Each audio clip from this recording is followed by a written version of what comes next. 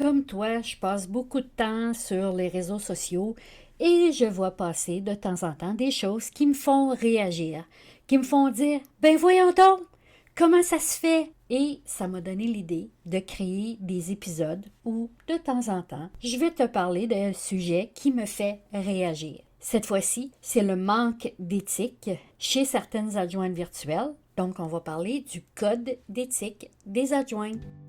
Mon nom est Danielle Guérin. Bienvenue à Café pour emporter. C'est le podcast des adjointes et assistantes virtuelles francophones qui veulent lancer, gérer efficacement et propulser leur entreprise où on parle d'attitude, d'organisation, de technologie et de réussite. Bon, mais c'est quoi le fameux code d'éthique? C'est quoi au juste que j'entends par éthique? En fait, c'est juste des règles de conduite. C'est des règles de savoir-vivre, dans le fond, avec nos clients, nos collègues et pour bien représenter la profession. Donc, c'est possible que ce que je vais te dire aujourd'hui, tu le sais déjà, si tu vas hocher la tête, tu vas te dire, ben oui, ça fait du sens, c'est le gros bon sens, mais sache que si j'en parle aujourd'hui, c'est parce qu'il y a certaines adjointes virtuelles qui ne le savent pas ou qui ne le suivent pas et qui nuisent à la profession, carrément. Donc, voici les fameux points du code d'éthique qui, selon moi, vont de soi. Donc, la première chose, c'est de représenter tes compétences et d'offrir juste les services que tu es capable de proposer. Donc, tu vas t'assurer de mettre l'intérêt du client en premier en t'assurant que tu as les compétences et les ressources pour fournir le soutien dont ils ont besoin avant même de commencer la collaboration avec le client. Que tu vas aussi communiquer les termes et les conditions de votre relation d'affaires, d'identifier les responsabilités du client et les tiennes et documenter tout ça dans une entente signée. Ah, ça va de soi, ça. Donc, ça te protège toi et ça protège le client. Mais ça fait partie du code d'éthique que tu vas aussi honorer tes contrats, tes ententes, tes engagements. Que tu ne prendras aucun engagement qui est hors de tes compétences et ta capacité à livrer. Que tu vas être fier de ton travail et de la qualité des résultats que tu fournis. Que tu vas accepter la responsabilité de ton travail, admettre tes erreurs et t'assurer de corriger lorsque c'est possible. Que tu vas garder un haut niveau de professionnalisme et que tu vas t'assurer de bien représenter le client, surtout si tu as affaire avec ses clients à lui. Que tu vas également protéger toute information privée et confidentielle qu'on va te donner. Que tu ne divulgueras pas aucune information sans que le client t'ait donné son consentement. Et un petit dernier, tu vas respecter tous tes engagements, donc tu vas livrer sur tes promesses. Maintenant, par rapport aux collègues, bien, on a aussi quelques règles de conduite. Il y a des choses qui se font et des choses qui ne se font pas.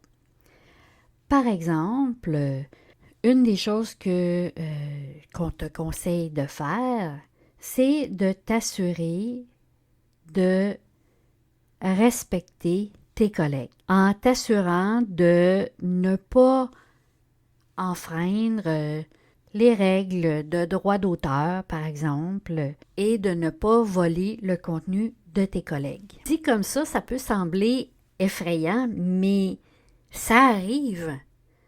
Il y a des adjointes virtuelles qui commencent et qui vont copier le contenu du site Internet d'une autre adjointe virtuelle. C'est du vol. C'est comme ça qu'on enfreint la loi des droits d'auteur. Le contenu sur un site Internet est protégé par les droits d'auteur. Tu n'as pas le droit de le copier. Tu n'as pas le droit de prendre les images que tu vois, par exemple, quand tu fais une recherche sur Google.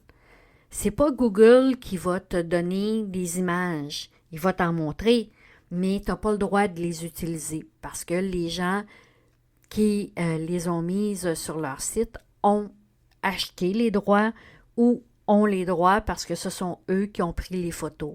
Donc, tu n'aimerais pas ça qu'on te vole, bien, vole pas les autres, tout simplement. L'autre chose aussi, c'est que lorsqu'on est adjointe virtuelle et qu'on fait de la sous-traitance, bien, on s'assure de respecter les règles de non-sollicitation. Ce que ça veut dire, c'est que tu ne vas pas solliciter ou prendre le client d'une autre adjointe virtuelle et que tu vas respecter l'entente, surtout si tu es dans une situation de sous-traitance. Habituellement, les adjointes virtuelles qui font appel à des sous-traitantes ont une entente qu'elles vont signer. Donc, c'est important que tu respectes les ententes que tu signes. Tu vas aussi respecter la confidentialité de tes collègues. Donc, que ce soit quelque chose qui est partagé dans un groupe privé ou encore lors d'une conversation ou lors d'une collaboration avec d'autres adjointes virtuelles. Donc, si y a quelque chose qui est dit là, tu ne le divulgues pas sans consentement.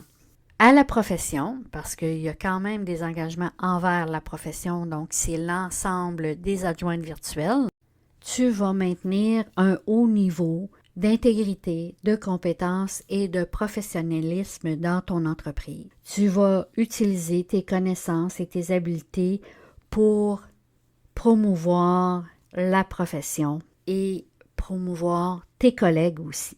Tu ne t'engageras pas dans quelque chose qui pourrait nuire à la réputation de la profession. Bien sûr, tu ne feras rien d'illégal, d'immoral ou qui n'est pas éthique. Tu vas t'assurer d'exercer l'honnêteté, l'intégrité dans toutes les sphères de ton entreprise et de tes responsabilités professionnelles. Tu vas garder un haut niveau de compétences également et améliorer tes compétences de façon régulière. En suivant des formations, par exemple, pour te garder à jour ou encore ajouter des cordes à ton arc. Et en terminant, bien, on va y aller avec quelques engagements que tu peux prendre avec toi-même également. Donc, comme adjointe virtuelle, je m'engage à faire tout en mon pouvoir pour honorer mes valeurs comme être humain, comme professionnelle, experte et compétente dans l'art de l'assistance virtuelle. Je ne ferai que le travail que j'apprécie. Je vais aussi faire de mon mieux, parce que faire de mon mieux, non seulement ça va bénéficier à mes clients, mais refléter également sur la profession. Et ça va également me donner confiance, satisfaction et ajouter à ma valeur personnelle. Je travaillerai uniquement avec mes clients idéaux.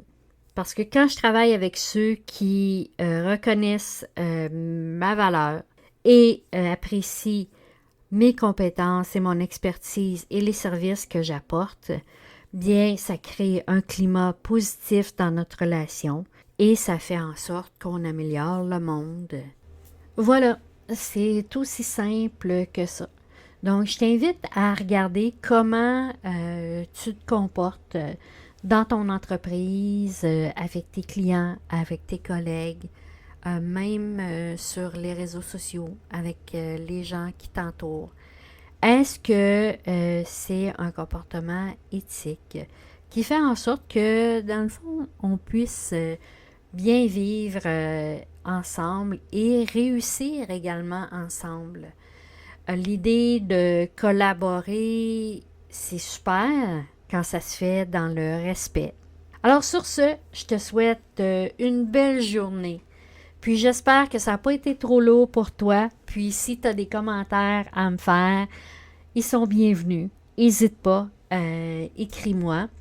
Et en même temps, bien, je veux te dire que ce code d'éthique-là, bien, maintenant, va faire partie des apprentissages des adjointes qui suivent la formation Deviens la boss, parce que je veux m'assurer que toutes les adjointes virtuelles qui gravitent autour de moi aient un bon code d'éthique. Merci et à bientôt pour un autre café pour emporter.